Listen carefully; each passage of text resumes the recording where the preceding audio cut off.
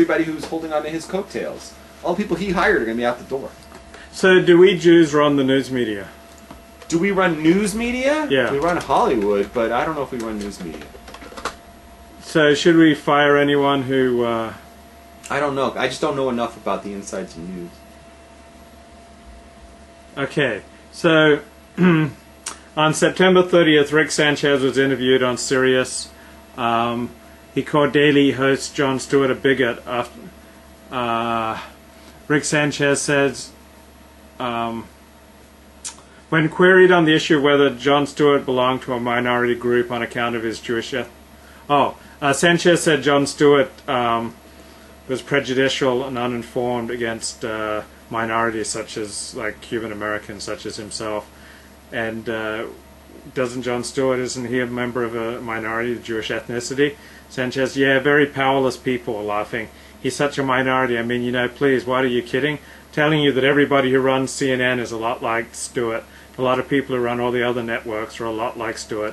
To imply that somehow people in this country who are Jewish are an oppressed minority.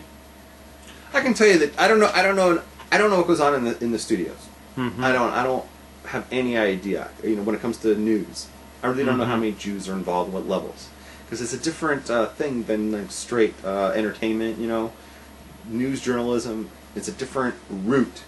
You know what I'm saying? Mm-hmm. It's a different path than like regular entertainment. I really don't know how many Jews are involved because you know what I'm saying? Yeah. But I know this. In regular Hollywood, the networks all have Jews in decision-making positions at every single major network. And I'm not just talking about ABC, CBS. I'm talking about HBO, Showtime. There's always a Jew who's going to be sitting in some board meeting at the highest of levels, or even at a second tier level, right. But high enough so that you can't get through to the highest level unless you pass through this Jew. Right. And So how do you propose we thin them out? Jews from Hollywood? It's too late. The damage is done. The thing that today there might be some equilibrium. Because there's the internet, so there's grassroots. Mm-hmm. You have like a YouTube, right? Mm-hmm. You have your own TV channel. Yeah.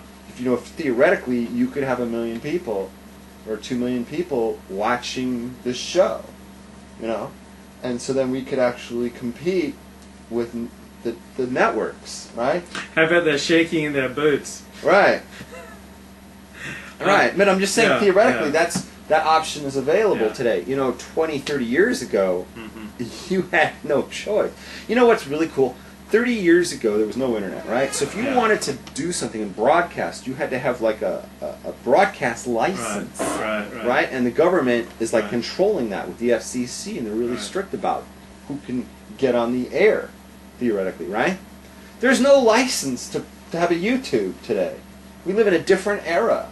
Anybody at the grassroots level can compete with the networks, theoretically. Am I right? Yeah, do you think we should force the Hollywood Jews back into the Torah corral? Kind of corral them and lasso them. Good luck with that. Like push them into the Torah corral. Good luck with that. Particularly the Sodomites. Good luck with that. I think we should. Good luck with that. I just thought of some advantages to dating a shiksa. If she's like young and healthy and strong, she can carry your bags.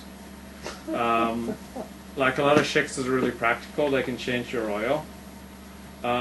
What's that thing? What's that expression where someone like cleans your ashes? What's the expression, folks? Something she cleaned my ashes. They can take care of your ashes as well. They can make fires. They're very practical. They can mow your lawn. They can, in addition to doing dishes, and they can like sew things, like sew buttons onto your shirts. I had a shiksa girlfriend who I had a place to stay, and in exchange for no rent, I had to clean it, and she did the cleaning for me so that I could study Torah. So wait. She cleaned so you could study Torah. Yeah. She's like a Sudeikis, She's like the Kollel wife. Only she's... Oh, she hauled my ashes. I think hauled my ashes. What's got your eye over there? Some chicks is like creating. I don't know. Don't worry about that. Am I in trouble? No, you're all good. So, what do you think about when Noah like lands his ark? He like sacrifices to God. What do you think about Noah sacrificing his ark mates? I don't like the word sacrifice. Like he'd been on this boat with them for Yeah, months. let's He'd been not- like feeding them, and The now he like Christians slits have- their throats. The Christian Bible and talks about burns them on an altar to God. Is this really He what brings God offerings. wants? He brings offerings. He brings offerings of his ark mates. Is this really what God wanted? That these people that he'd been so close with, these animals, like he'd been feeding them and like been kind and close with them for months on his ark, and now he's offering them to God on an altar and killing them? Is that really what God wanted? Oh, you're really sounding like a vegan now. You're sounding I'm like just a vegan. curious, because like it's one thing to no, kill. here's something- It's one thing to kill an animal you don't know, but what about No, an no, animal no, no, you've no. had a relationship with? Okay, here. Can I just say this? Yeah. There's one thing I've noticed with vegans Yeah. is they tend to humanize animals, and this is very dangerous. That's where Torah and veganism part ways. Torah doesn't humanize animals. Animals are inanimate objects. They are not people. Okay? They're not parts of the family. Okay? A dog is not a part of your family. A cat is not a part of your family. Well, that's because you didn't grow up watching Skippy the Kangaroo TV show. Could be. But we don't humanize these. Okay? He's got a boat with this whole circus of animals. Mm-hmm. He's got a boat of animals that he's ready to offer up to God. Mm-hmm. Okay? This is a boat filled. He's bringing dinner with him. He's got a huge meat wagon in the back of his Right. car. This Right. boat is Right. filled with food. Right. Animals are food. Hey, would you like to shake my lulav? Excuse me. Why are we doing this now? What do we do with an old lulav? I can't throw it away because it's a holy object. I well, save it till Passover and then burn it. That's what a lot of people. I was going to say, you burn it with. You can do it two ways. You can You burn handled it. that really nicely, by the way. You can. There's different customs to what to do with these things when Yeah. you're done. One is to burn it with the chametz Yeah.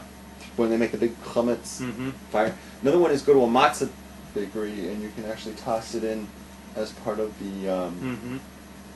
burn it as part of the fuel for the matzah fire. Right. The Hashanas, these people throw those on top of the Aron Kodesh. Like you're supposed to have done that during Hoshana Rabbah. Oh yeah. When you're all done Yeah, making yeah, the whole yeah. thing, then they go Yeah. bang, bang, bang, bang, Yeah, bang, and yeah, and then they throw them up Yeah. there. Did you see anybody doing that? I didn't quite make it to show for genre. Those would be gone. But the lulav, this actual palm thing, that's usually burned around chametz time. Do you think I have a pretty etrog?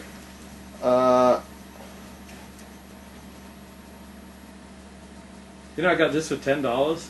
So probably The last minute, I got this one for $10. I've never seen one so green before. They're usually bright yellow. What makes, like, some people, like, spend a lot of time picking out their etrog? What makes for a good etrog? So that they don't end up like this. What makes for a good etrog? Well, the whole thing is there's different aspects. Yours doesn't have a P tone, Maybe it fell off. but then it's not kosher. Well, after Oh, Sukkot. okay. There's two types of esrogs. There's the kind that come with a pitum and the kind that don't. And if they don't, then that's not a problem. But if they do come with one and they snap off, then it's no longer kosher. What are the other keys to a good etrog? There's like, I don't know, I'd have to remember, but I haven't looked at it in a long time. There's a certain, that the shape should come over. How much did you spend for your lulav and etrog? I don't want to know. You can tell me. I don't know. Doesn't matter. I'm not going to force you, but I got mine for $10. That's, yeah. Is that a deal or what? Remember, you get what you pay for in life. $10. Do you like make jam out of yours, You can do that. or like squeeze and make a nice lemony drink? You can do that. Some people do that. Who's the most tragic figure in the Bible? Eov.